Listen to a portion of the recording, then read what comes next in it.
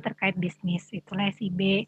Kalau dari contohnya kemarin kalau nggak salah, bahas yang mengenai belanja di supermarket, Bu. Belanja di supermarket yang ketika kita belanja membeli suatu produk itu nggak cukup sekedar selesai ketika kita membayar sampai di kasir, tapi itu akan berlanjut ke, alur sistem informasi dari perusahaan itu sendiri, dari scan produknya itu bisa sampai ke, ya ke inventory produknya dan sebagainya gitu, Bu. Oke, terima kasih Dinda.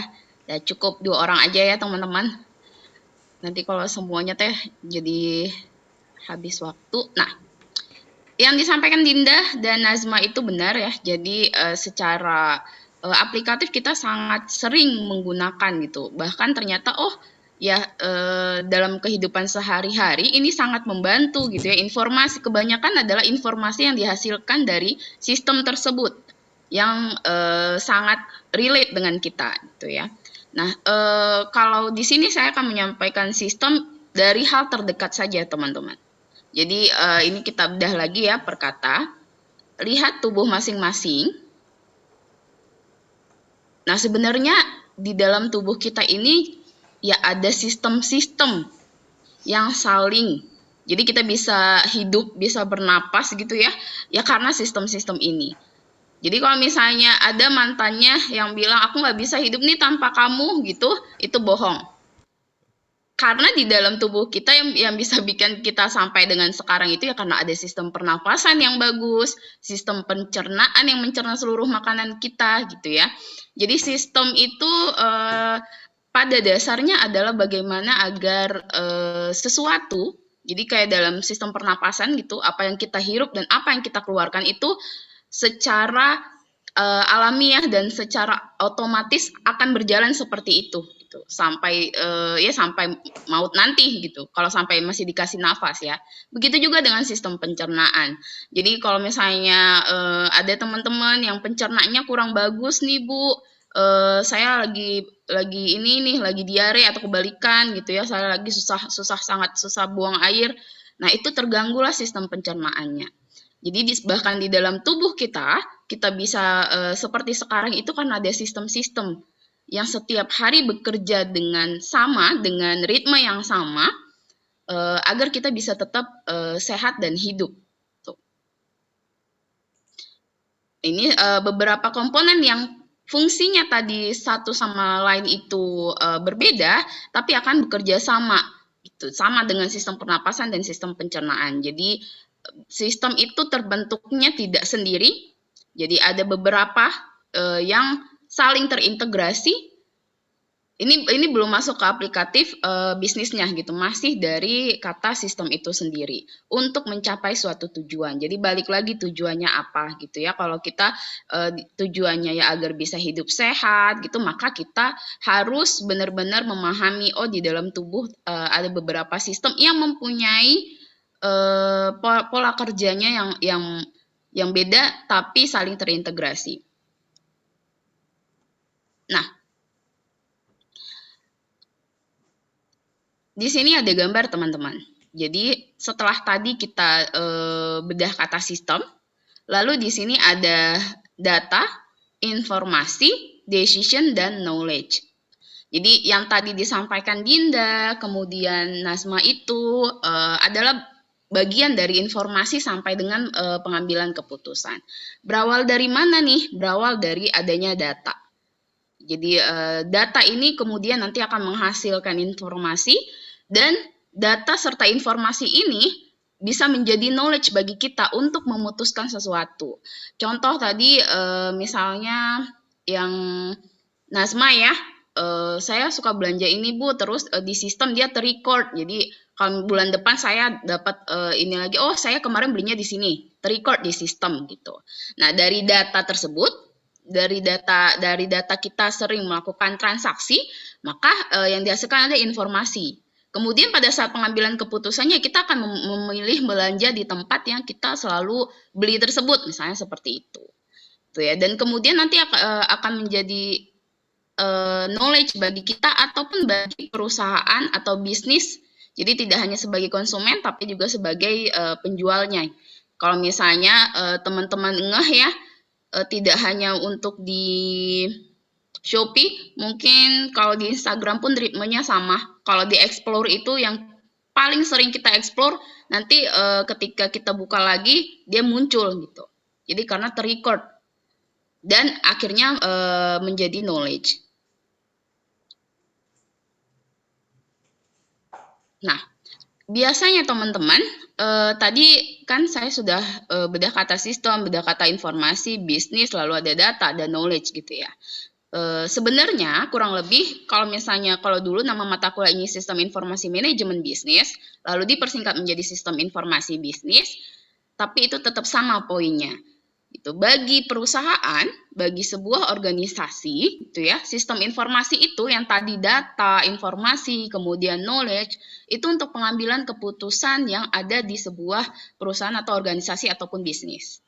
Maka fungsi-fungsi yang digunakan itu ya sama seperti yang teman-teman sudah pelajari di mata kuliah lain gitu ya. Bukan hal yang baru lagi belajar tentang planning, organizing, mungkin ada yang actuating tergantung teorinya ya. Ada leading, ada controlling. Ya, jadi untuk bisa bagaimana program-program fungsi manajemen ini berjalan dengan baik. Tuh, ada sistem informasi di dalamnya. Jadi pengambilan keputusan masing-masing ini dari mulai memplanning, mengorganize ini akan membutuhkan sistem informasi tersebut. Gitu. Masih ingat ya? Tidak perlu saya jelaskan lagi fungsi manajemen. Nanti akan panjang teman-teman. Tapi kurang lebih memang dibutuhkannya untuk itu. Baik untuk departemen yang berbeda ataupun sama gitu. Jadi masing-masing menggunakan sistem informasi, pengambilan keputusannya kalau di perusahaannya adalah untuk fungsi-fungsi manajemen. Ini juga akan mempengaruhi nanti, ini tetap mempengaruhi. Ini nanti akan kita pelajari nanti after UTS. Jadi after UTS nanti bagian dari fungsi-fungsi manajemen, fungsi manajemen secara teori aplikatif maksud saya ya. Jadi nanti akan khusus kita belajar misalnya sistem informasi manajemen keuangan, sistem informasi manajemen SDM. Ada apa sih? Ada bagaimana sih? Nah nanti akan setelah after UTS. Kalau tidak berubah ya RPS-nya teman-teman di kakak tingkat kalian kemarin seperti itu. Nah, secara teori teman-teman bisa baca teorinya sangat tua ya kalau dari Alter dari tahun 1992 kombinasi antara prosedur kerja, informasi, orang, IT yang diorganisasikan untuk mencapai tujuan dalam sebuah organisasi. Kemudian sebuah rangkaian prosedur formal di mana data dikelompokkan, diproses menjadi informasi dan didistribusikan kepada pemakai. Dari definisi teori ataupun yang tadi sudah disampaikan dan tanggapan teman-teman itu sama. Intinya adalah bagaimana informasi yang dihasilkan nanti ini bisa digunakan untuk masing-masing tujuan, pengambilan baik itu pengambilan keputusan ataupun tujuan organisasi. Gitu. Sampai di sini paham ya teman-teman secara teorinya, definisinya. Nah, lalu bagaimana sih sebenarnya kalau misalnya di sebuah organisasi itu gimana sistemnya? Apa aja ya yang menggerakkannya gitu? Bisa dilihat di sini. Pertama, kita ada masing-masing kolom sebenarnya nggak kelihatan ya, putih ya. Saya juga sedikit. Nanti akan saya ini deh teman-teman akan sedikit dirapikan kembali baru di-share ya. Ini tuh tulisannya masih kelihatan.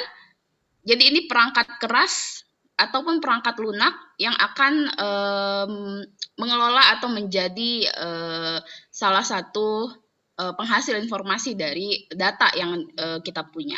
Gitu. Kemudian apakah dia bekerja sendiri? Tidak.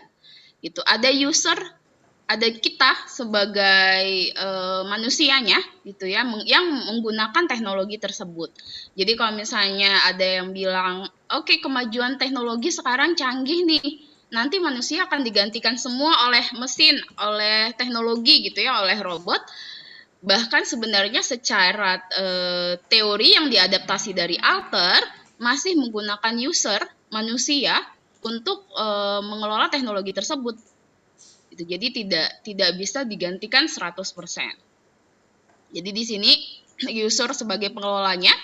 Lalu bagaimana apa kaitannya teknologi yang akan dikelola ini dengan user? Nanti ada prosedur kerja. Bagaimana si user tersebut bisa mengelola teknologi yang digunakan, itu disebutnya dengan prosedur kerja. Baik teknologi yang sifatnya private ya, teman-teman, misalnya untuk Departemen Keuangan itu kan sangat private ya untuk pengelolaan data dan teknologi yang digunakannya, tetap ada prosedur kerjanya. Jadi walaupun dia beda-beda departemen, penggunaannya sama, masih ada prosedur kerja. Kemudian dari situ nanti akan menghasilkan informasi. Gitu. Tentu informasi ini yang sangat relate dengan tujuan kita. Jadi tidak akan diaplikasikan sebuah sistem kalau sebenarnya kita tidak punya tujuan. Jadi kalau misalnya di sebuah organisasi bidang marketing misalnya, ternyata dia tidak punya tujuan untuk menghasilkan penjualan yang setiap tahun terlalu jauh, setiap bulannya meningkat. Itu karena tidak punya tujuan selalu setiap bulannya meningkat, dia tidak butuh teknologi informasi. Dia tidak butuh sistem informasi. Untuk apa? Karena ya menurut dia dengan penjualan yang rata yang setiap bulannya seperti itu sudah tidak ada tujuan lebih. Kalau begitu tidak perlu menggunakan sistem informasi. Sayang gitu ya, buang-buang tenaga, investasi.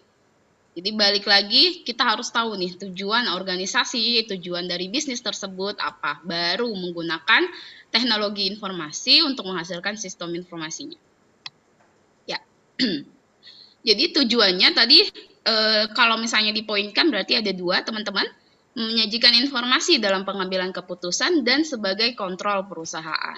Jadi tidak bisa terkontrol semuanya oleh tangan manual ya. Contoh misalnya nanti teman-teman bisnisnya oke kalau misalnya masih skala kecil. 5 tahun yang akan datang kan akan berkembang gitu. 10 tahun yang akan datang bertambah jadi ribuan karyawannya. Kalau tidak dibantu dengan adanya sistem informasi ini akan susah mengontrol. Bagaimana bisa mengontrol dari part operasi sampai dengan ke bagian keuangan misalnya. Apakah si karyawan keuangannya harus setiap hari ngintilin produksi produk itu lalu dia mencatat manual? Kalau udah skala besar itu buang-buang energi ya. Kalau skala kecil, skala bisnis home industry yang kita bisa tangani sendiri, kita sebagai sistemnya, itu masih hal yang wajar. Tapi kalau udah skalanya besar, perusahaan-perusahaan akan menginvestasikan sebagian dari penghasilannya untuk bisa mengadaptasi teknologi ini. Gitu. Jadi intinya tujuannya adalah ada 2 ya teman-teman. Lalu ada di sistem informasi baik itu manajemen atau bisnis sama aja ya teman-teman pemahamannya. Jadi sistem informasi ini baik dari ada inventory-nya, personal, distribution, purchasing, treasury, itu masing-masing departemen akan berguna fungsinya. Contoh misalnya kalau untuk bukan berarti kalau sistem informasi personalia hanya ada untuk departemen HR. Gitu ya. Jadi sistem informasi di bagian produksi atau di bagian keuangan juga butuh nih part yang bagian personalia. Jadi masing-masing, contohnya bagian marketing, sales. Masing-masing sales ini mempunyai data dan bisa menghasilkan informasi kalau dia sudah menjual berapa gitu. Jadi tidak berarti kalau misalnya ini terpisah sesuai dengan departemen yang ada di sebuah organisasi. Masing-masing tetap punya datanya. Contoh untuk sistem informasi pembelian di dalam departemen keuangan ataupun SDM juga mempunyai sistem ini. Jadi biasanya itu kalau produk supaya nggak ini ya teman-teman nggak ngebayang, saya videonya lupa nanti coba akan saya share videonya. Ya di dalam satu sistem itu biasanya dari hulu sampai ke hilir. Dan biasanya kalau misalnya di dalam satu perusahaan itu tidak cukup, misalnya hanya departemen SDM saja yang punya sistem tersebut. Jadi masing-masing departemen itu bisa tahu informasinya karena penyediaannya itu. Jadi kita bisa lihat gitu, oh kalau misalnya barang inventory dari gudang sudah keluar, maka dia invoice-nya akan langsung masuk nih ke bagian keuangan. Nah seperti itu. Nantilah masing-masing akan saya share videonya gitu produk-produk apa saja yang menjadi sistem informasi. Kalau teori agak sedikit susah ya teman-teman menggambarkannya gitu. Lalu apakah perlu untuk bagian keuangan dan akuntansi? Jelas. Teman-teman di sini sudah belajar dasar akuntansi, akuntansi biaya sudah ya. Terus Akmen juga sudah. Kebayang nggak kalau misalnya harus nge-record laporan penjualan ratusan produk, misalnya di perusahaan skala bisnisnya udah gede ya teman-teman, ratusan produk dengan harus masing-masing membuat laporannya itu per 6 bulan sekali, baik itu income statement-nya atau cash flow-nya atau bagian neracanya manual dengan angka-angka yang begitu banyak dan jenis kode produknya yang ada ratusan produk. Itu jangankan kita ya, mungkin robot saja angkat tangan gitu ya. Bahkan teman-teman aja kalau misalnya mungkin pas belajar akuntansi dikasih transaksi yang hanya sekitar 10 atau 11 transaksi aja, mengerjakan dari pencatatan sampai dengan jurnal penutup pun kesusahan gitu. Jadi peran sistem informasi di bagian akuntansi dan keuangan itu justru sangat-sangat terlihat kinerjanya. Jadi tinggal memasukkan beberapa saja, langsung terentry gitu ya, langsung keluar hasil dari laporan-laporan keuangan yang dibutuhkan. Apakah semuanya akan diberikan, diinformasikan kepada atasan? Tidak. Jadi laporan keuangan kan ada banyak jenisnya teman-teman. Misalnya kalau untuk melihat bagaimana nih alur keluar uang masuk dan ini di bisnis tersebut, hanya kasih laporan arus kas saja. Melihat apakah organisasi atau bisnis tersebut untung, silahkan kasih income statement-nya. Gitu. Jadi tidak semua harus dijabarkan walaupun sudah menggunakan sistem. Pak, jadi gini Pak, berdasarkan teknologi Pak, laporannya ada 5. Ya, manajernya pun akan bingung teman-teman. Bahkan, saya punya sedikit cerita ya. Jadi pemimpin itu teman-teman tidak semua paham membaca laporan keuangan.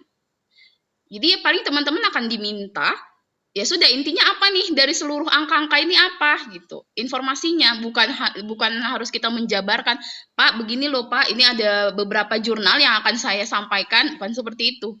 Dia hanya apa informasi dari seluruh laporan keuangan yang kamu buat. Untuk yang saya rancang, misalnya saya ingin menginvestasikan buka cabang baru di kota A gitu.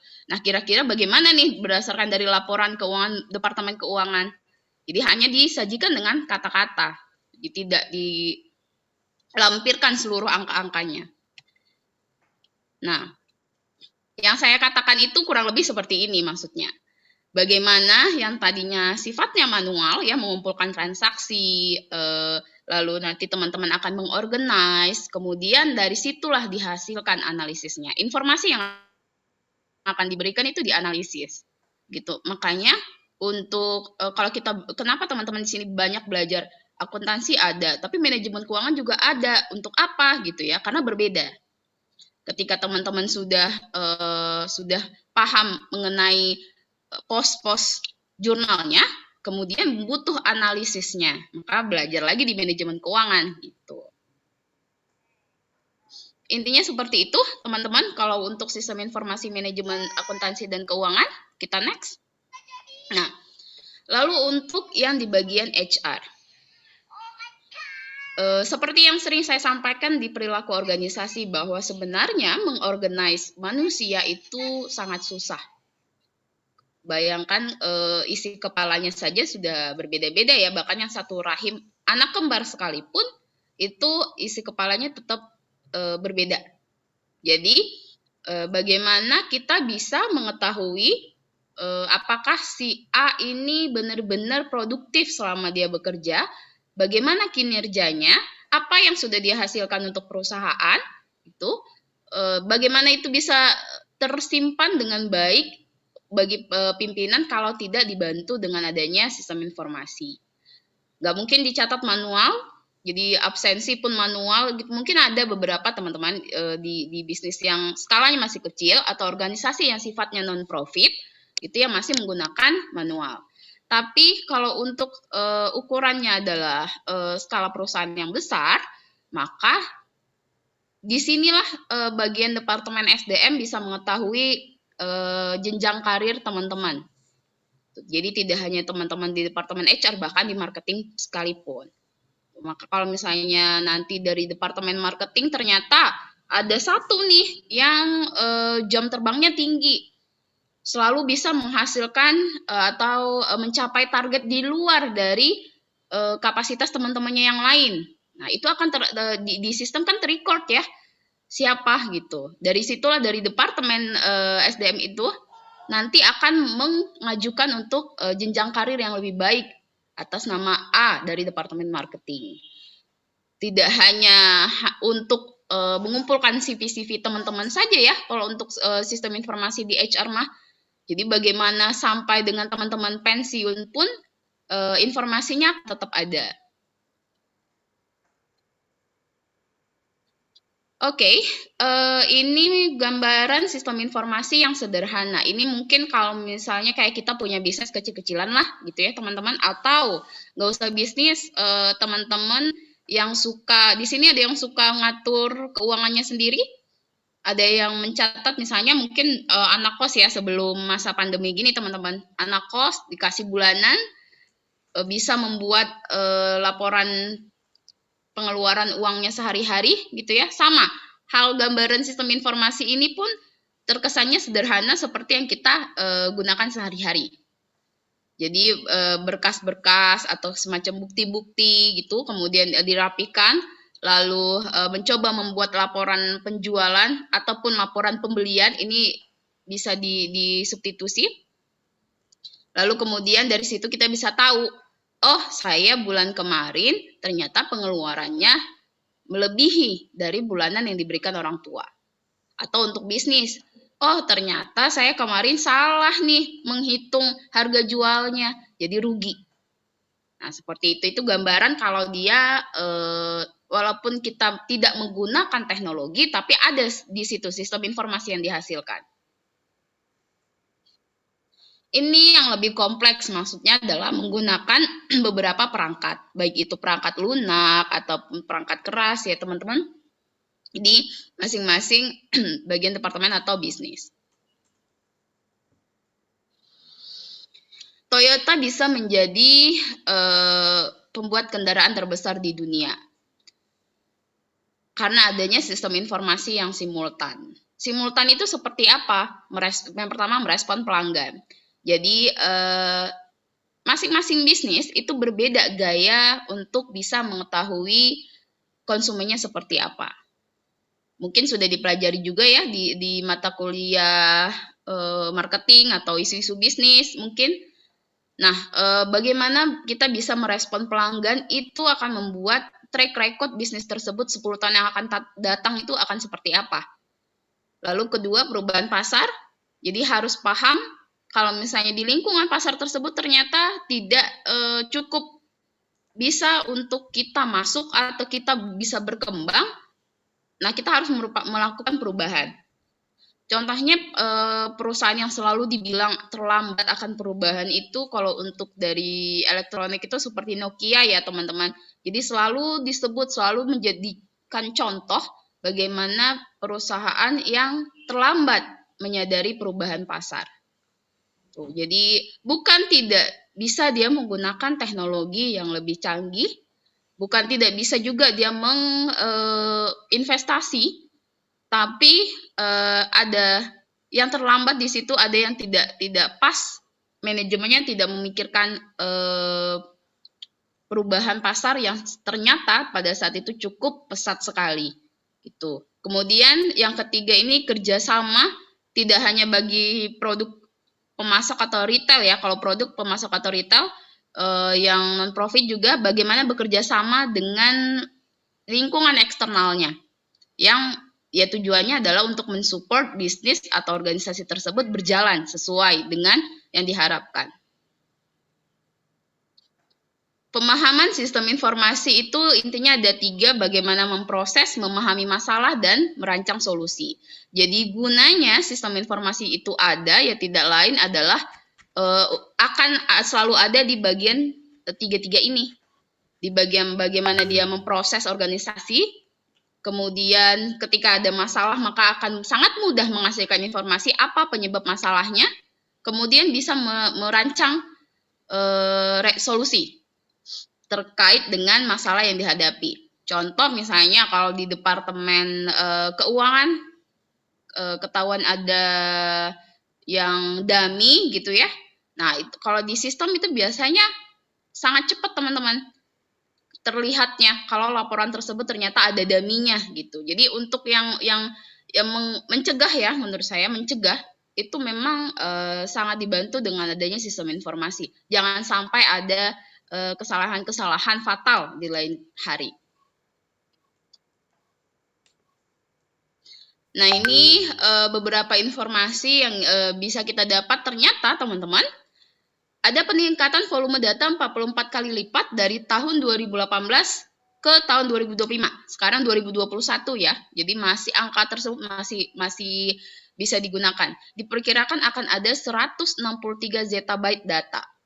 Jadi sangat banyak data ini. Kalau yang ini sumbernya dari IDC, akan selalu berubah. Kita tunggu saja nanti ketika tahun 2025 berapa lagi nih diperkirakan data-data yang tersebar. Nah, satu lagi teman-teman, karena kecanggihan teknologi, jadi sekarang itu kita harus mawas diri setiap memasukkan data, gitu ya, ke apapun. Jadi misalnya teman-teman ada website baru nih, mau ikut ini nih, ada media sosial baru nih gitu. Ada beberapa data yang ya kemungkinan data tersebut ternyata nantinya disalahgunakan itu karena ya sangat banyak data yang tersebar teman-teman. Makanya kemarin ada isu WhatsApp seperti itu, jadi berubah gitu. Punten teman-teman, ini ke distract. Kalau ada yang ngomong tuh ya di rumah, jadinya saya keganggu gitu. Harusnya tuh ngungsi ke hutan gitu ya, biar sepi, ngajarnya teh enak. Jadi gitu data-data yang ternyata sifatnya kita itu merasa itu nggak pribadi kok Bu, kalau cuman alamat email mah cuman nama, alamat email itu nggak pribadi gitu kan. Kalau merasa pribadi atau tidak itu balik lagi ke teman-teman. Saya ada teman yang saking mawas dirinya untuk menggunakan data. Kita biasa menggunakan Gojek ya teman-teman, sehari-harinya mungkin untuk GoFood ataupun untuk apapun itu minimal 5 kali mungkin ada lah menggunakan Gojek itu sehari gitu ya. Teman saya ada yang rela setiap kali dia ingin menggunakan itu dia mengganti semua datanya. Jadi setiap hari itu misalnya hari ini namanya Ana, besok namanya Ani. Saking tidak ingin data yang menurut kita itu data umum itu terrecord sama pihak Gojek misalnya gitu. Jadi apa ya? Bukan mungkin kalau misalnya waktu saya dengar itu, kok lebay ya kesannya gitu. Hanya untuk itu saja. Tapi ternyata ketika makin kesini sharing gitu ya. Oh, ternyata yang dilakukannya adalah salah satu antisipasi. Jika kemudian hari gitu ada hal-hal yang merugikan dia. Jadi tipe orang-orang itu ada yang mawas dirinya lebih cepat daripada kita. Kalau kita mah slow aja gitu ya. Nanti kalau ada masalah baru mikir gitu. Ada yang dia langsung enggak, saya nggak mau nih kemudian hari nanti data saya jadi kemana-mana gitu. Karena saking mudahnya sekarang teman-teman. Jadi balik lagi ke masing-masing bagaimana menggunakan data atau menampilkan data tersebut ke informasi ya, menjadi informasi ke sistem-sistem yang ada. Oke, kita next. Nah, ini juga informasi. Jadi teman-teman bisa baca kalau sistem RFID. Ada yang tahu nggak RFID teman-teman? Pernah melihat nggak sebenarnya? Oh, sistem RFID ini biasa Bu digunakan di sini misalnya gitu. Ada yang tahu? Tidak Bu. Masa sih? Coba diingat-ingat. Mungkin sesehari, tapi saya nggak tahu ya di PSDKU belum ya kayaknya. Apa sudah? Kalau misalnya dulu ketika saya di kampus tuh bisa nggak sih teman-teman juga KTM bisa ini absen? Nggak ya? Belum ya? Kalau di PSDK belum ya? Nah, kalau misalnya teman-teman ada nemu yang seperti itu gitu ya, di apa KTM mau ngabsensi jadi nggak butuh manual gitu, ada mesinnya di dalam kelas misalnya seperti itu. Nah, itu sistem yang digunakan namanya RFID. Gitu. Tapi itu yang masih menurut saya versinya belum yang terlalu canggih teman-teman, karena kita harus mendekatkan lalu nunjukin barcode dari KTM kita gitu. Kalau di luar negeri sekolah-sekolahnya itu ada yang cuman ya udah kita biasa pakai ID tag, tapi dia langsung ketika kita masuk langsung ke ini ke record. Oh sudah nih, jadi nggak harus misalnya nggak harus kalau saya mau fingerprint ya misalnya nih absensi ke kampus, kalau fingerprint kan saya harus gini gitu ya. Kalau misalnya sekolah-sekolah di luar gitu,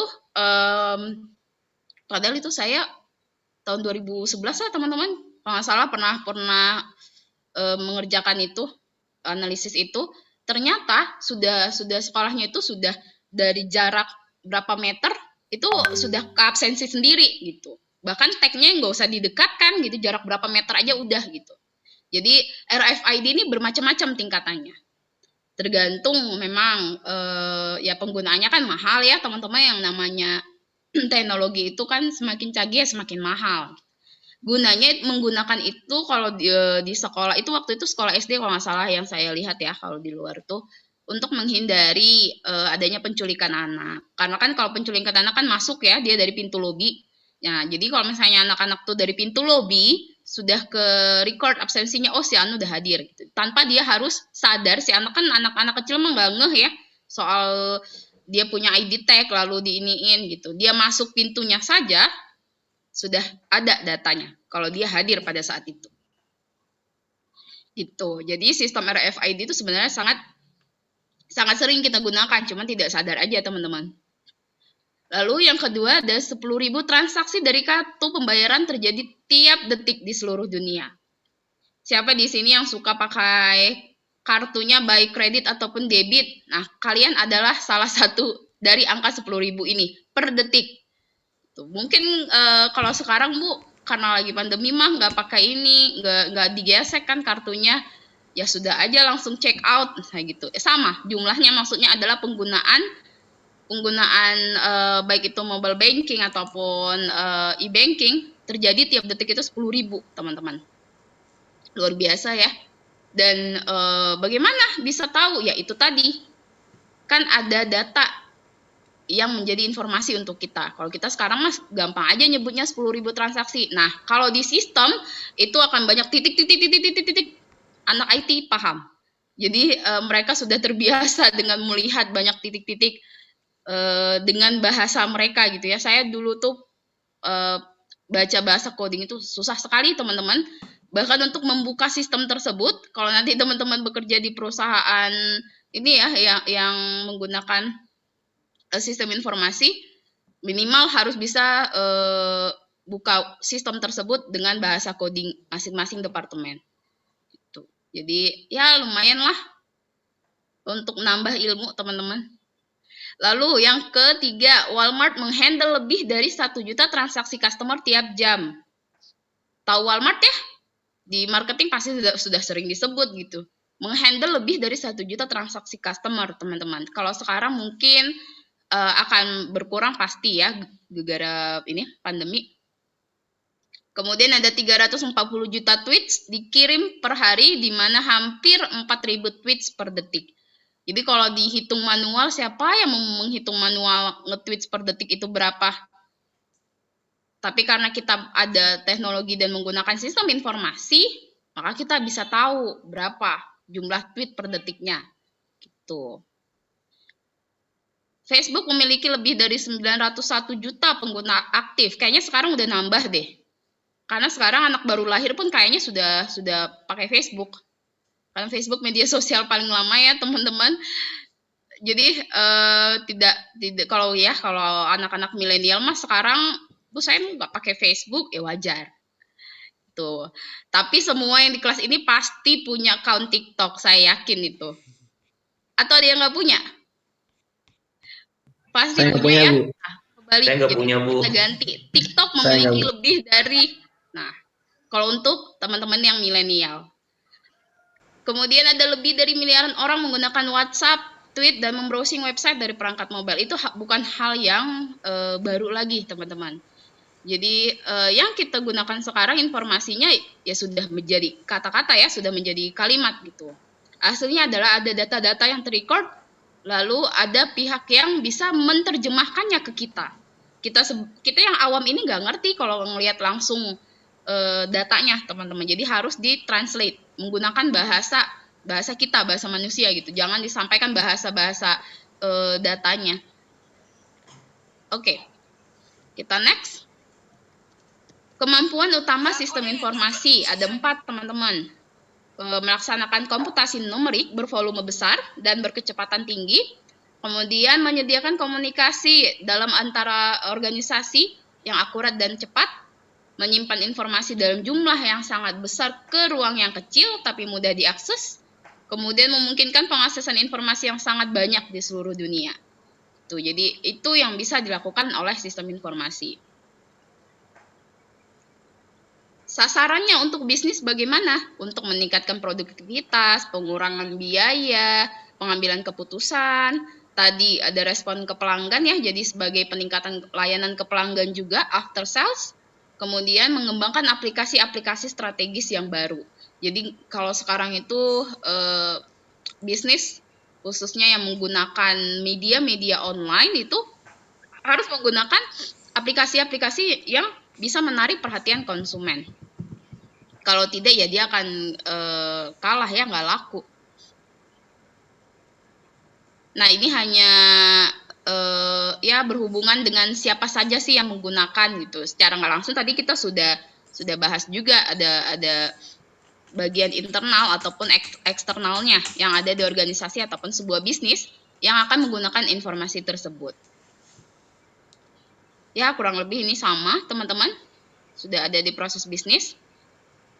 Peranannya ada 4. Yang pertama itu melaksanakan tugas-tugas, mengaitkan perencanaan, pengerjaan. Ya ini antar mengkoordinasi dan mengaitkan masing-masing dari fungsi manajemen yang tadi di awal sudah ada.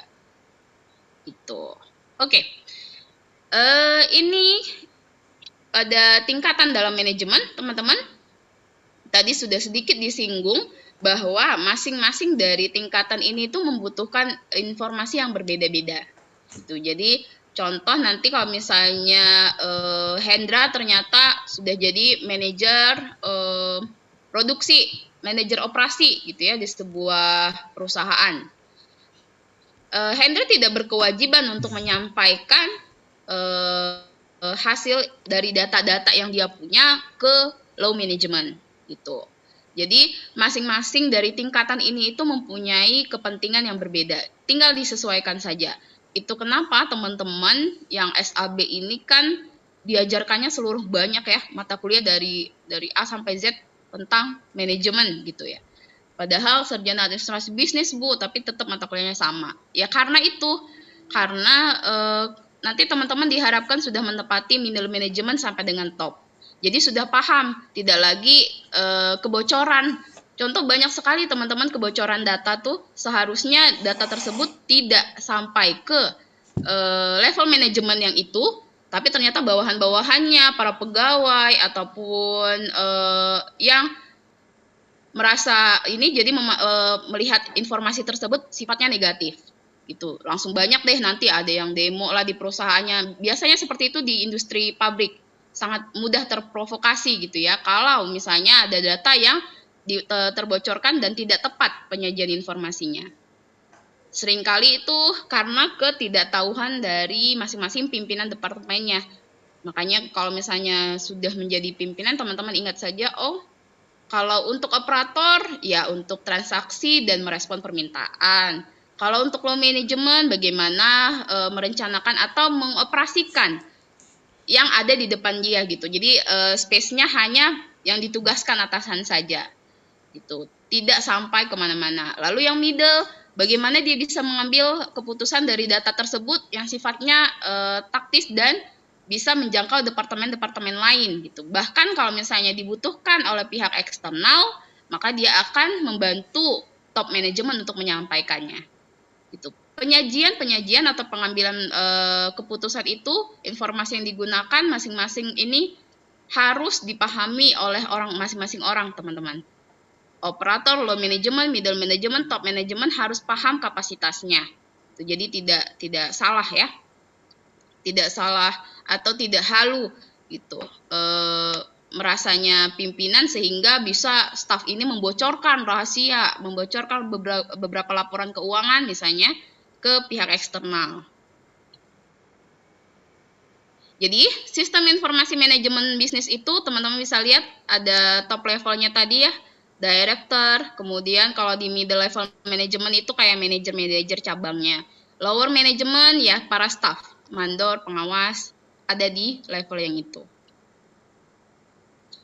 Kalau kegiatan kita sudah sama-sama tahu bahwa ya ada yang POAC, ada yang POLC, tergantung yang diaplikasikan di dalam perusahaan. Hampir sama, ini hanya bagaimana jangkauan waktu dari informasi-informasi yang bisa dihasilkan. Itu teman-teman bisa baca ya. Kalau di sini mah kalau di contohnya ini kayaknya lebih tepat untuk yang ini sifatnya departemen keuangan ataupun yang marketing bisa untuk formulir pendaftaran gitu. Kalau HR maksud saya untuk open recruitment itu ada di first line management. Nah, ini summary-nya. Intinya,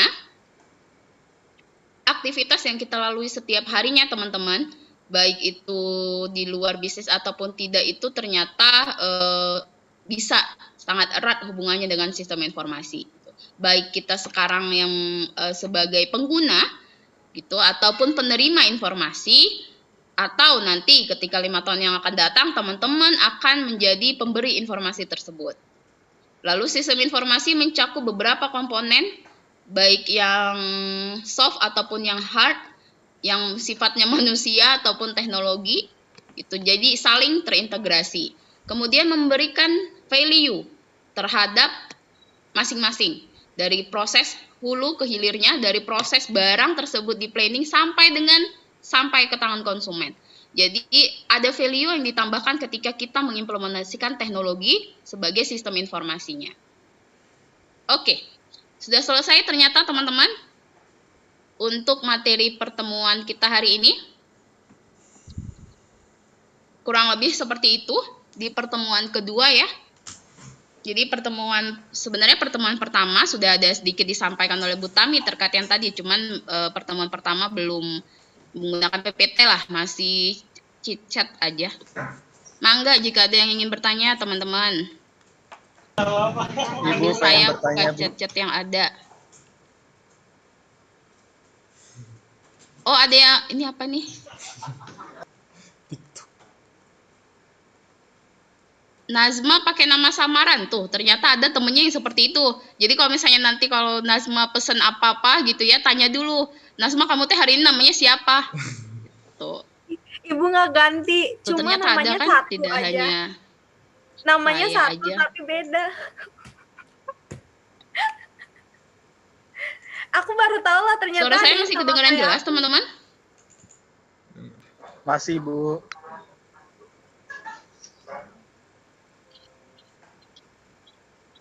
Masih kedengaran ya?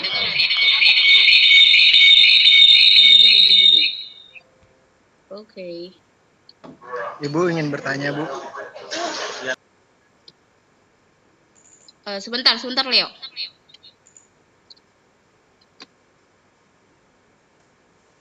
Oke. Iya, gimana? Ini laptopnya bermasalah kayaknya. Jadi saya harus ingin bertanya Bu terkait sistem informasi. Kan tadi itu big data itu kan digunakan oleh berapa banyak user kita kan Bu. Nah, gimana kalau terjadinya human error Bu? Nah, itu untuk mengantisipasi human error bagi pengguna dari sistem informasi itu gimana Bu? Kalau menurut Ibu Bu? Oke, terima kasih Leo. Tadi pertanyaannya kita sebagai pengguna ya. Iya Bu, yang menggunakan kayak data yang digunakannya itu Bu. Kan pastian kalau sebagai manusia ada human error ya Bu. Nah itu untuk mengantisipasinya gimana sih Bu untuk tidak terjadi human error terlalu banyak Bu? Itu kenapa tadi saya sampaikan ya di awal tadi nggak di awal, di tengah-tengah ya teman-teman.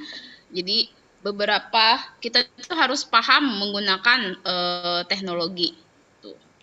Jadi menurut kita mungkin hal-hal yang data-data yang itu bersifat umum gitu, atau kita kurang baca nih. Ternyata kalau misalnya kedengeran betul-betul.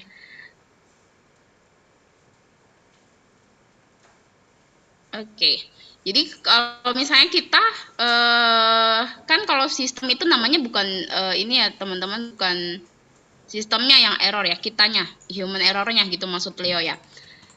Sebagai pengguna yang sudah paham itu bagaimana kita menggunakan media, baik itu media sosial deh, kita ngomongnya media sosial yang simpelnya aja gitu ya, ataupun misalnya Leo ketika membuat akun baru gitu di sebuah media sosial, tentu paham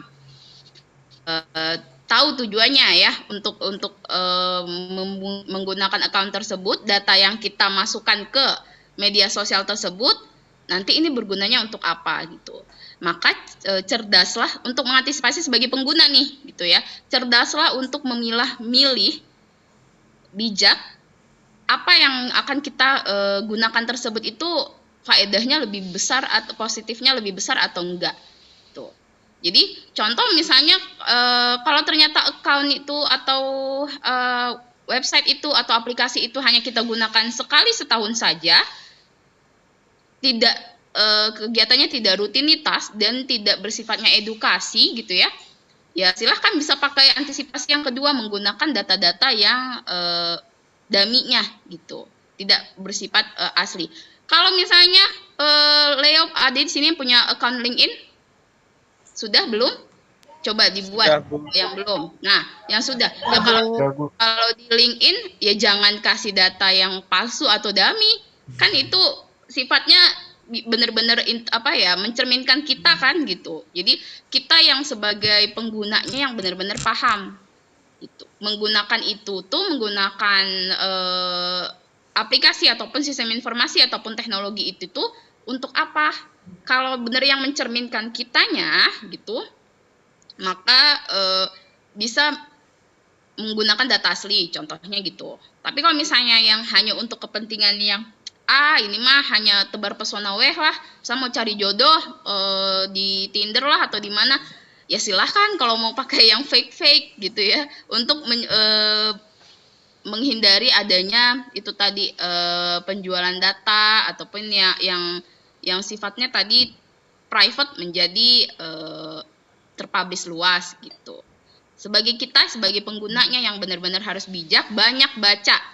Jadi jangan karena selinteran lewat di Instagram teman-teman atau di FYP-nya masing-masing, terus saya coba contoh yang paling sering sekarang ini teman-teman itu money game yang ada di TikTok ya.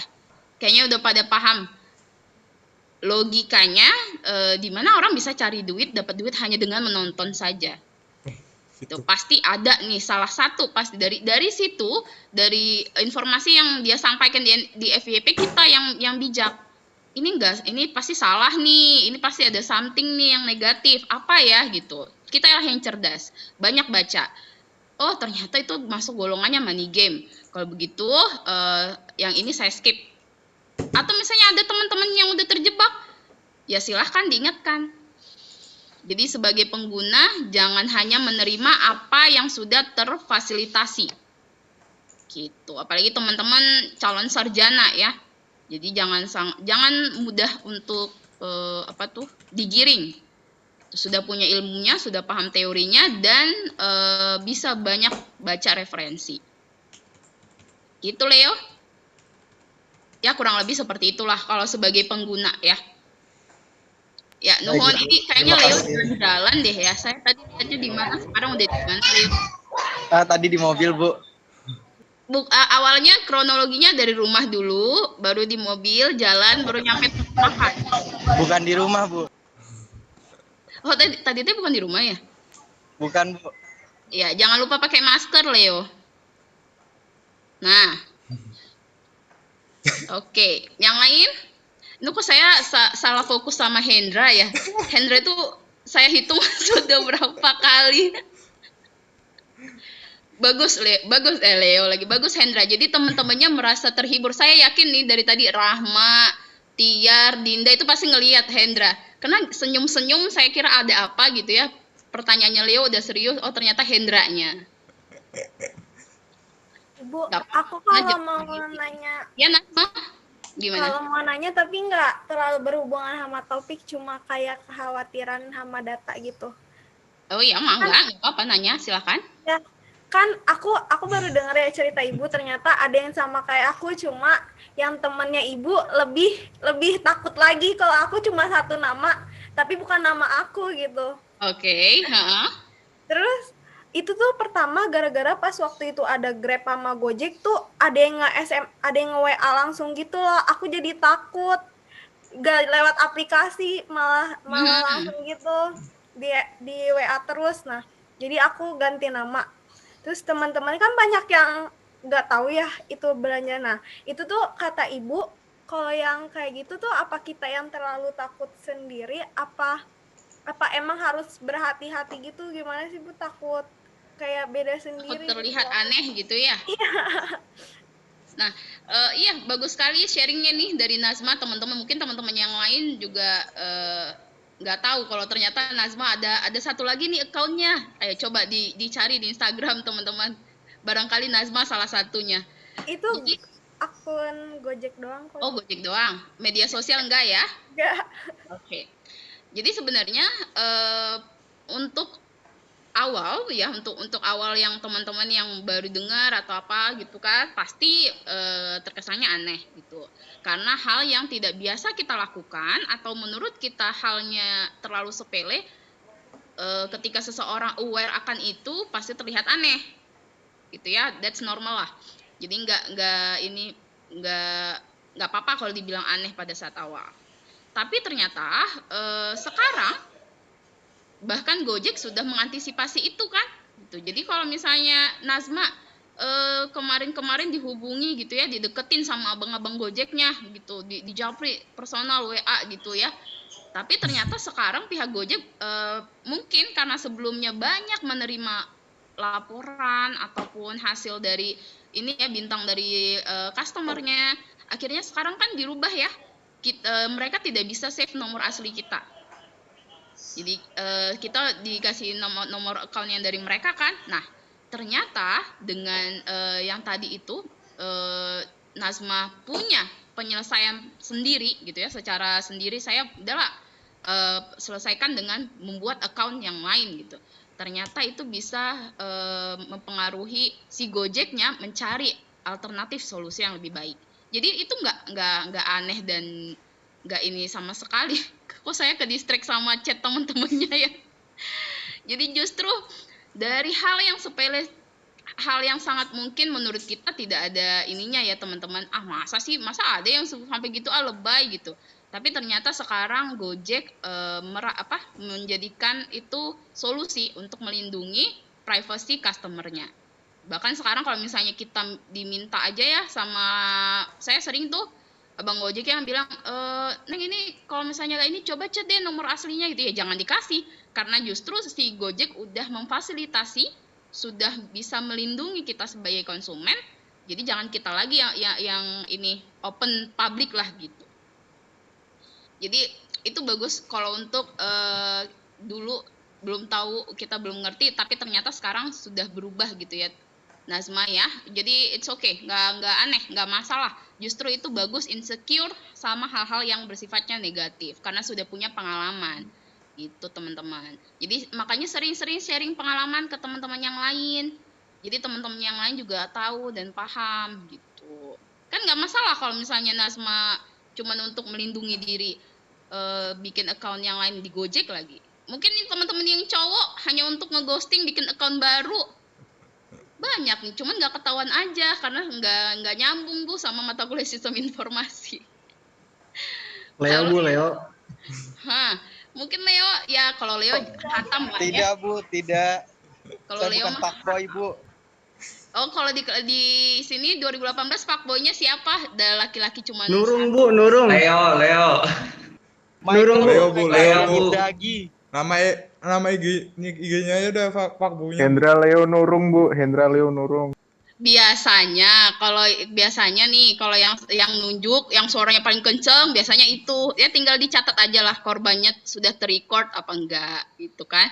Jadi itu juga salah satu fungsinya teman-teman, sistem informasi untuk merecord korban-korban ghostingan fuckboy mungkin yang di 2018. Besok-besok kalau ada ini anak 2020 yang kagum, pasti nih kakak-kakak tingkatnya bilang jangan, yang itu mah udah jelas track recordnya gitu. Nurung sukanya sama Nurung, kamu tuh suka sama yang mana ibu-ibunya teh? Emang ada ibu-ibu Perum Cinta Ratu? Kayaknya dikit dah. Banyak Ada Bu tetangganya Bu, yang jualan nasi ayam Bu. Yang ibu warung yang mana ya? Yang ibu warung jualan Yang jualan ayam Bu. Ya ampun. Bohong ding Bu, Indra itu Bu. Nurung, jadi kamu teh bikin account fake gara-gara itu ya? Astagfirullah Bu, nggak pernah Bu. Nggak pernah sekali Bu, maksudnya Bu. Kalau yang untuk yang seperti itu baru aneh ya. Jadi kalau untuk mawas diri untuk hal-hal yang sifatnya mencegah, pantesan Nurung sering ke Pangandaran. Oh, kamu teh lagi pandemi kayak gini ke Pangandaran Nurung? Packing Bu. Curiga ada teman-teman yang lain, ya ampun. Oke, ada lagi teman-teman yang lain? Ibu mau bertanya lagi Bu, boleh gak Bu? Iya Leo, asal jangan tanya saya ya gimana cara ini deketin adik-adik 2020.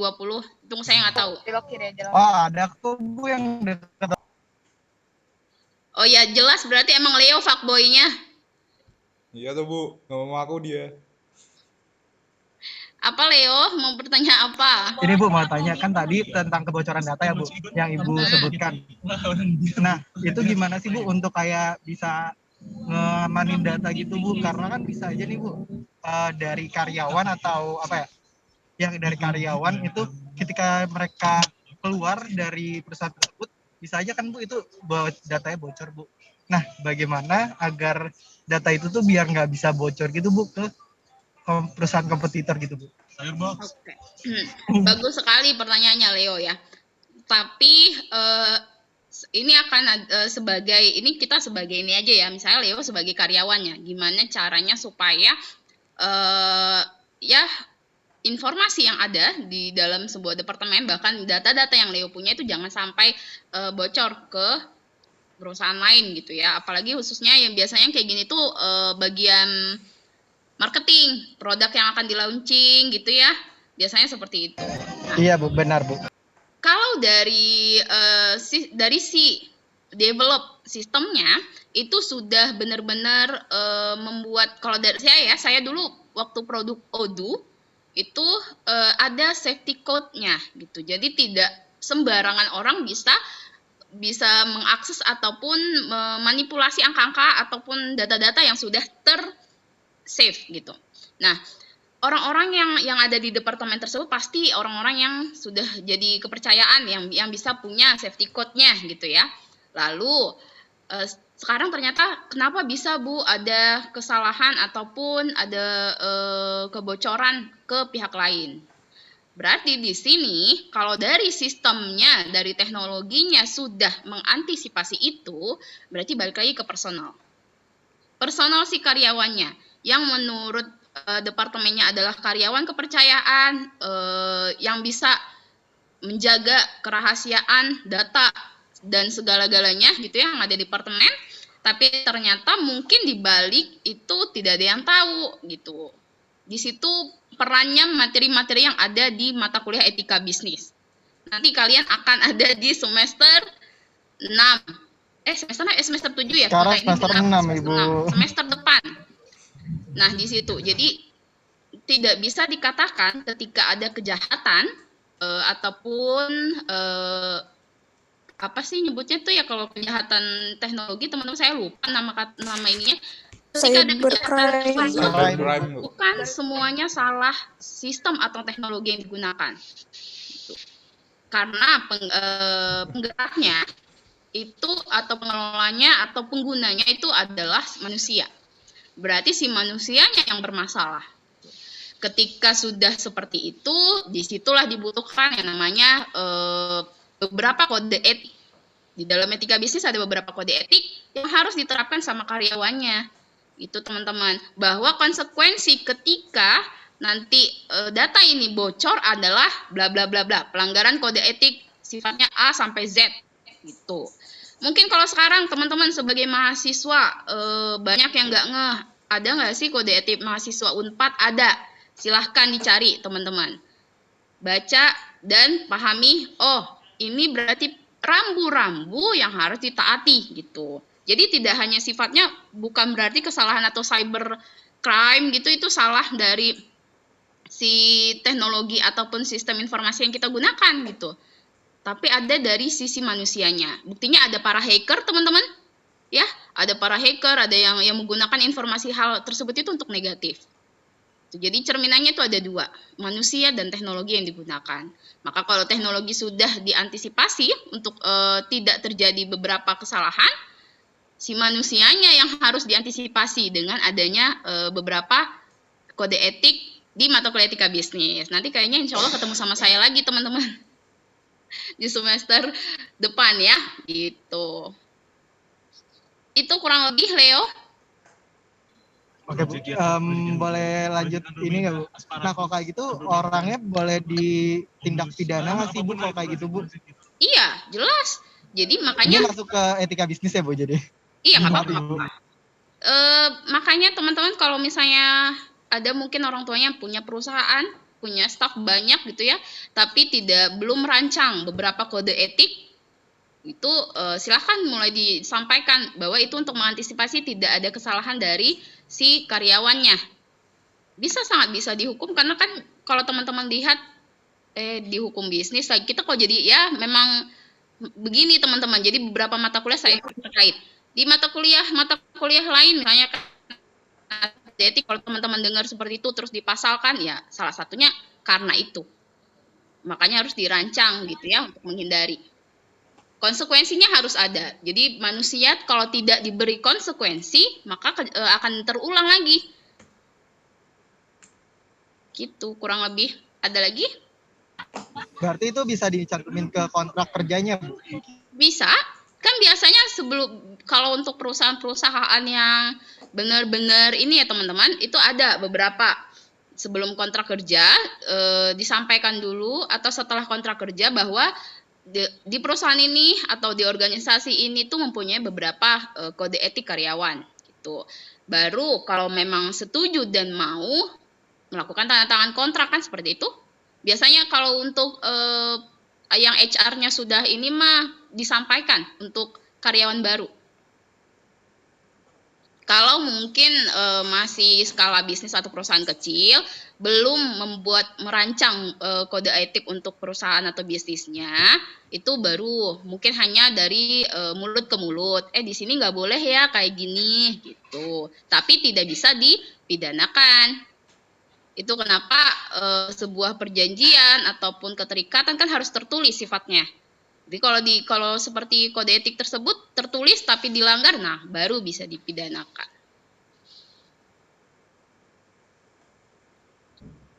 Gitu teman-teman, nggak cuma Leo aja.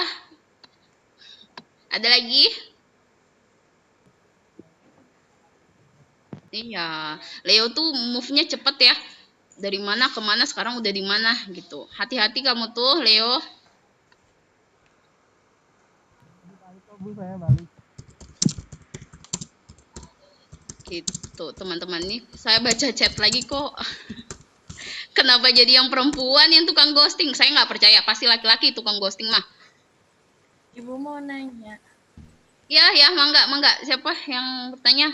Tiar. Oke, Tiar, gimana? Kan kalau misalkan dulu tuh apa ya, sistem datanya tuh misalkan kita nyari di Google pizza gitu. Nanti misalkan di IG-nya tuh keluar iklan pizza kan Bu ya.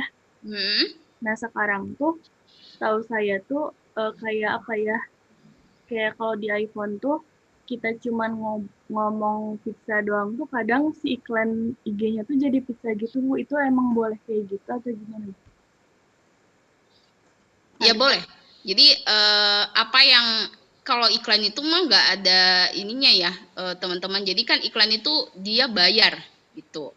Nah bayar untuk itu sama kayak kalau di marketing tuh apa istilahnya? Saya jadi lupa kelamaan ngajar mata kuliah yang lain teman-teman. Ada yang kita itu tiba-tiba dari tadinya tidak ingin membeli, kan ada ya? Ayo ada di marketing itu ada sebutannya. Motivasi pembelian nggak, Bu? Bukan. Apa tuh kalau misalnya kayak di kasir sengaja ditaruh di bawah itu biar kalau kita tadinya impulse buying. Nah, benar Indri. Jadi tujuannya iklan itu untuk itu mengattract si konsumen yang tadinya kayak tadi Tiar, kok tiba-tiba muncul Bu iklannya? Ya supaya jadi kepikiran, jadi ingin beli gitu ya. Sebenarnya kalau yang seperti itu kan hak dari si pembayar iklannya gitu Tiar. Jadi boleh atau tidak kalau muncul di situ dia bayar berarti dia berhak. Berarti boleh gitu. Tapi kan maksudnya si handphonenya tuh yang ngerekam gitu Bu percakapan kitanya. Si handphonenya tuh yang ngerekam percakapan kita gitu Bu. Si handphone ngerekam percakapan? Kok saya jadi nggak ngerti gimana? Kan misalkan Tiar tuh lagi ngobrolin tentang pizza, tapi si handphone tuh sekarang tuh kayak bisa ngedenger gitu kalau aku tuh lagi ngomongin pizza gitu Bu. Nanti tuh gitu? Iya Bu. Justru saya baru tahu itu apa HP-nya iPhone ya? Iya. Apa begitu teman-teman yang lain pakai iPhone kayak gitu? Saya baru tahu.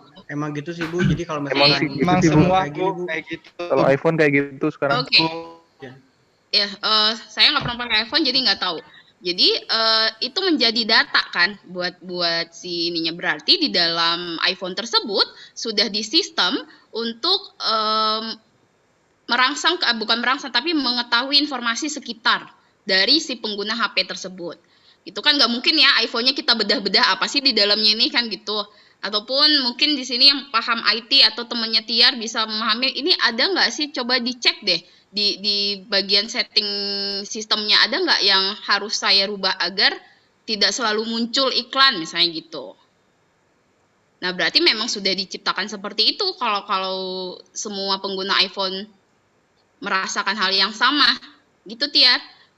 Cuma saya kurang lebih nggak bisa menggambarkan, nggak hanya iPhone Bu.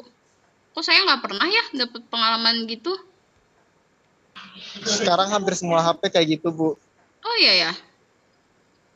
Informasi yang bagus ya teman-teman kalau begitu.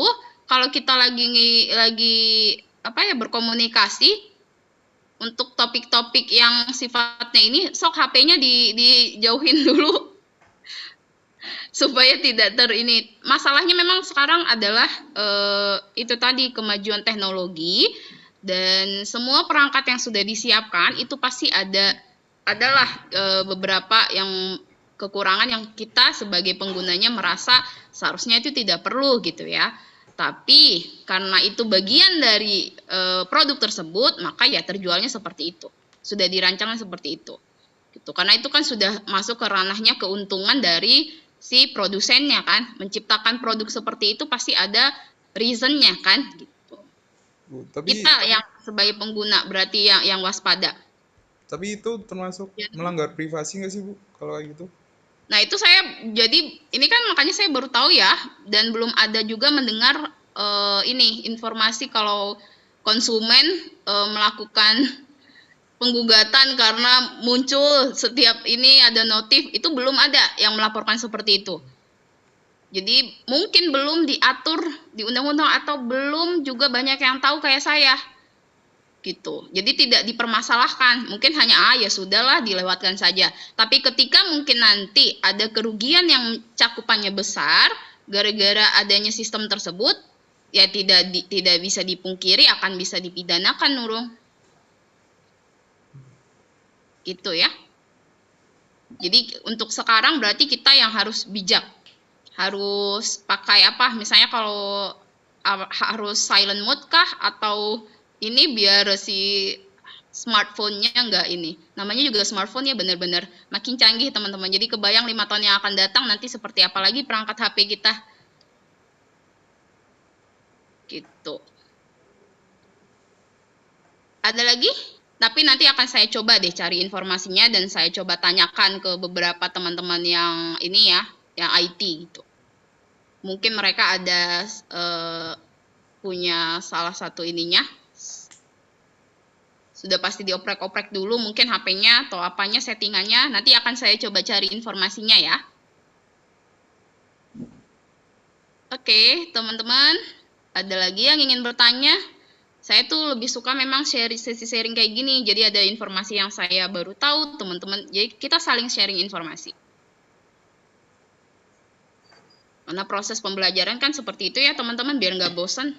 Bosan atau kalau misalnya 2 jam saya ngomong ceramah gitu ya kayak ibu-ibu PKK di siang hari Bu, habis makan siang tunduh semuanya, saya yakin. Oke, ada yang ingin bertanya lagi? Ibu, aku mau nanya deh. Oke, Nasma, mangga. Kan waktu itu aku pernah nonton film dokumenter apa sih